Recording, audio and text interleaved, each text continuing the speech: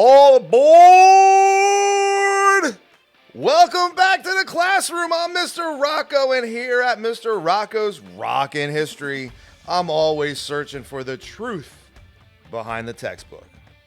In this lesson, we're ditching the covered wagons of the West and hopping aboard the iron horse of the South. We are breaking down how one man, Henry Flagler, single-handedly turned the swampy wilderness of Florida into the tourist capital of the world that we are aware of today. What we will rock out with today: how a Standard Oil tycoon accidentally invented the Florida vacation. The massive engineering feat that connected Miami to the world. The eighth wonder of the world that sank into the ocean. The dark reality of who actually built these railroads. This video will help you understand how Florida went from mosquitoes to mega resorts. Whether you're studying for a test or just love history, let's dig into Flagler's iron horse that built Florida. Click the links below for your guided notes. Remember, you can pause the video at any time to complete the guided notes before moving on. You're moving at your speed, not mine. Be sure to hit the like, subscribe, and ring that bell. Now, let's rock.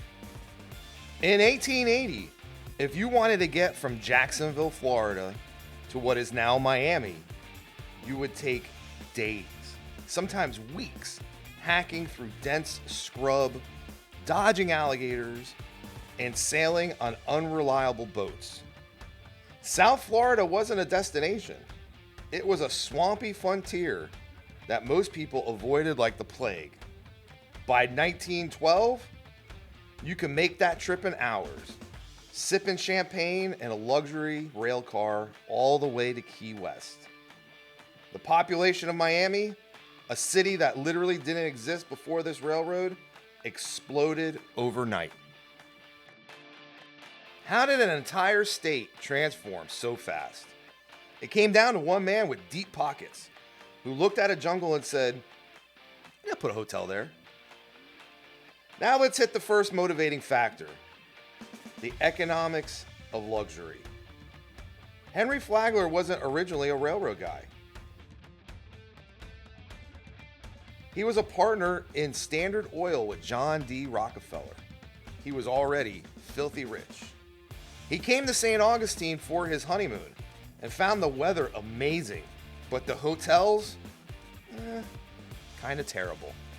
So he decided to fix it. He built a massive Hotel Ponce de Leon in St. Augustine. But he had a problem.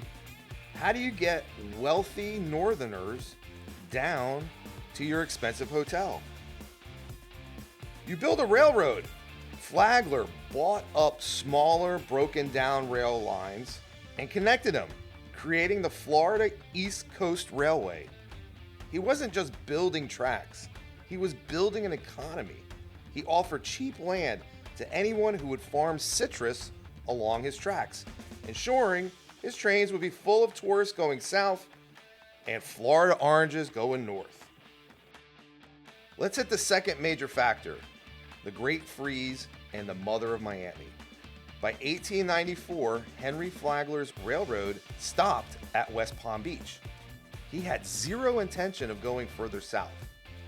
Why? Because back then, everything south of Palm Beach was basically swamps filled with mosquitoes, alligators, and a very small population. But a massive freeze hits North and Central Florida, killing the citrus crops and ruining the weather for your tourists to come to. That's exactly what happened in the winter of 1894. Flagler was losing money fast. Enter Julia Tuttle. She was a businesswoman living in the wilderness of what is now Miami. She was desperate to get Flagler to extend the rail line to her land, so she made a legendary move.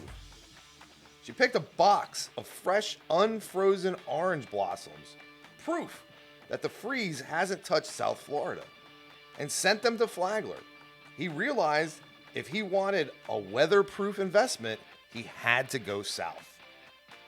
Because of those flowers, the rails were extended, and in 1896, the first train arrived. A few months later, the city of Miami was incorporated. Julia Tuttle became the only woman in American history to found a major U.S. city. Without her and that box of flowers, the Magic City might have just been another swamp today. Finally, let's talk about the ultimate flex of the Gilded Age, the Overseas Railroad. Flagler was now in his 70s, but he wasn't done. He wanted to connect the mainland to Key West and to capture the trade from the Panama Canal. Engineers told him it was impossible. The press called it Flagler's Folly. They said you couldn't build a railroad across 128 miles of open ocean. Flagler didn't care. He poured $50 million of his own money into the project. It took 7 years and over 4,000 workers battling heat, hurricanes, and isolation. But in 1912, the eighth wonder of the world was finished. You could literally take a train car from New York City and not step off until you were in the middle of the Caribbean. It was a triumph of American industry. But hold on.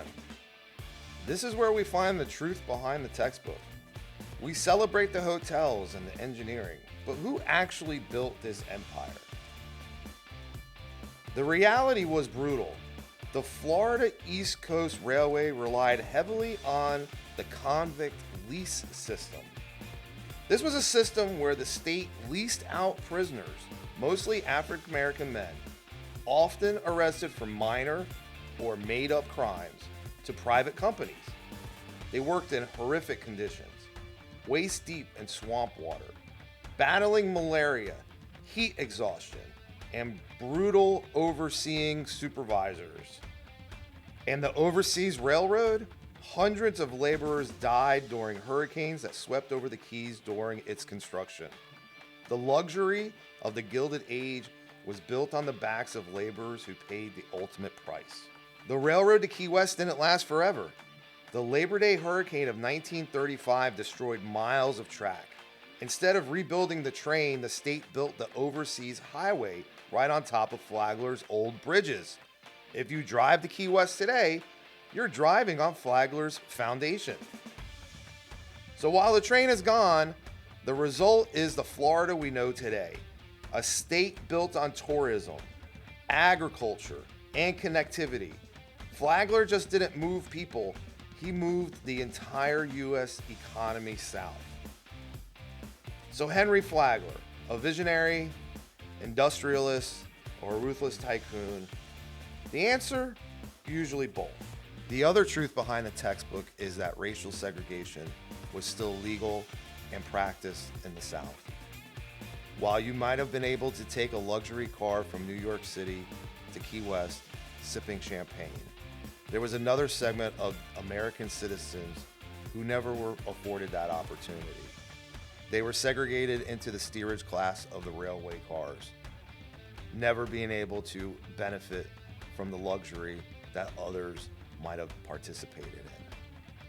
This was considered legal in the United States in 1896 because of Plessy versus Ferguson. However, this is sometimes not often talked about enough in our classroom. If this helped you finally understand the why behind Florida's development, the explosion of tourism in the early 1900s, hit that subscribe button, hit the like button, share it with your friends, teachers, share it amongst your PLCs, hit the bell so you know when I'm making a new video. What should we explore next when it comes to Florida history? The Ocoee Massacre, Mary McLeod Bethune, they're all up there. They're very underdeveloped lessons and videos online that can help Florida teachers, particularly in the U.S. history classes, to prepare for tests, to prepare for the state exam. That's why I'm here for you. Check out the videos for more truths behind the textbook. And as always, Thanks for hanging out in the classroom. Let's keep rocking history with Mr. Rocco's Rockin' History.